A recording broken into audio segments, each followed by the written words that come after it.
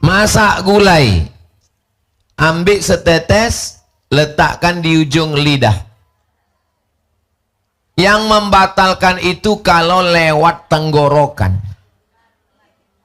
lewat di sini. Habis diletakkannya ujung lidah, terasanya asam asin, habis itu diudahkannya, puih, maka merasa cicip itu tidak batal puasa.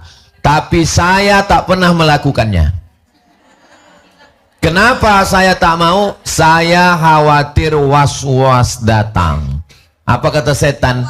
Aku kan udah meludah, kata setan. Ada sikit, kata dia. Maka bagi saya lebih baik kurang garam ditambah nanti sesudah berbuka daripada pintu setan masuk was-was. Ustadz, saya mencicipi. Saya rasa batal Pak Ustadz. Kenapa? Mencicipinya 3 mangkuk.